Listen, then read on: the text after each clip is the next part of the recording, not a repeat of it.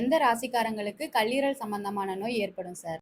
இந்த வீடியோவில் வந்து பார்த்தீங்கன்னா ஃபேட்டி லிவர் அப்படின்னா உடல் உறுப்பில் வந்து அது நட்சத்திர காரகத்தில் வந்து சனி நட்சத்திரம் தான் லிவரை குறிக்கும். உடம்புல உள்ள லிவர் பகுதியை வந்து கடகத்தில் உள்ள பூச நட்சத்திரம் குறிக்கும். பூசன்றது நட்சத்திராதிபதி சனி. அந்த நட்சத்திராதிபதி சனின்றது வந்து பார்த்தீங்கன்னா அது 4ஆம் பாவம் காலச்சக்கரத்துக்கு அது வந்து உற்பத்தி சார்ந்த பகுதியை குறிக்கும். நம்ம என்ன சாப்பிட்றோமோ, என்ன தண்ணி இது குடிக்கிறோமோ, என்ன இது பண்ணாலுமே வந்து அது லிவர் பொறுப்பு. அந்த சனி காரகன்றது அது வந்து ஸ்லோ, சரியா? ஆனால் அதே சனி காரகம் அது வந்து அமைதியாக அதோட வேலையை செஞ்சுக்கிட்டே இருக்கும், சரிங்களா? அது வந்து வெளியில் வந்து காட்டவே காட்டாது. வந்து லிவர் சம்பந்தமான ப்ராப்ளம் வந்தாலும் அது தன்னைத்தானே வந்து சரிப்படுத்திக்க ட்ரை பண்ணும். தன்னைத்தானே அது இயங்கிக்கிட்டே தான் இருக்கும்.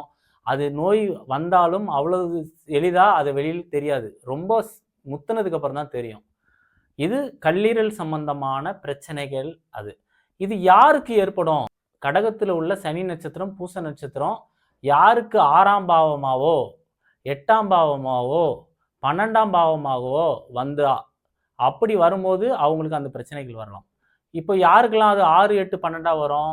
தனுசு லக்னக்காரங்களுக்கு 8ஆம் வீடா வரும். அது அந்த 8ஆம் பாவம் அவங்களுக்கு அந்த சனி நட்சத்திரத்தில் விழுந்திருந்தால், கும்ப லக்னக்காரங்களுக்கு 6ஆம் பாவமா வரும். 6ஆம் பாவம் அதே பூச நட்சத்திரம் வந்திருந்தால் பார்த்தீங்கன்னா சிம்ம லக்னத்துக்கு அது 12ஆம் பாவமா வரும். இப்படி தனுசு, கும்பம், சிம்மம் இந்த 3 லக்னக்காரங்களையும் அது அதிகமாக பிரச்சனை கொடுக்கும். மற்ற லக்னக்காரங்களுக்கெல்லாம் பிரச்சனை இல்லையா அப்படின்னு நீங்க கேட்டீங்கன்னா, இது இவங்களுக்கு வந்து பெரிய லெவல்ல தாக்கத்து கொடுக்கும். மற்ற லக்னக்காரங்களுக்கு 6ஆம் பாவம் சனியா தொடர்பு கொண்டு இருந்தால், 6ஆம் பாவத்தில் சனி இருந்தா, இல்லை ஒரு கிரகம் சனியோட நட்சத்திரத்திலிருந்து அதே 6, 8, 12 அந்த பகுதியை தொடர்பு கொண்டா அவங்களுக்கும் இந்த மாதிரி பிரச்சனைகள் இருக்கும். கும்பலக்கணம், தனுசு லக்னம், சிம்ம லக்னம் இவங்களுக்கு எல்லாத்துக்கும் இந்த ப்ராப்ளம் ஏற்படுமா அப்படின்னு நீங்கள் கேட்டிங்கன்னா, அதுவும் வந்து பார்த்தீங்கன்னா அவங்களுக்கு லக்ன கொடுப்பனைன்னு ஒன்று இருக்கும். அவங்க நோயால் அவதிப்படக்கூடிய அமைப்பு அவங்களுக்கு இருக்கணும். 6ஆம் பாவமும் அந்த மாதிரி தொடர்புகள் இருக்கணும். அப்படி இருந்தால் தான் அவங்களுக்கு அந்த நோயே வரும்.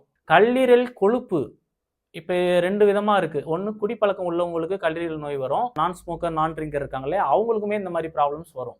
அவங்களுக்கு என்ன மாதிரினா, இப்போ அவங்க சாப்பிட்ற உணவுகள் வந்து கொழுப்பு நிறைந்த உணவுகள் சாப்பிட்றதுனால அது வந்து கொழுப்பு வந்து அங்கங்கே படியும். ஸோ கொழுப்புன்னும் போது அந்த இடத்துல அவங்களுக்கு குரு தொடர்பு இருந்தால் அந்த கல்லீரல் கொழுப்பு சம்பந்தமாக நோய் வரும்.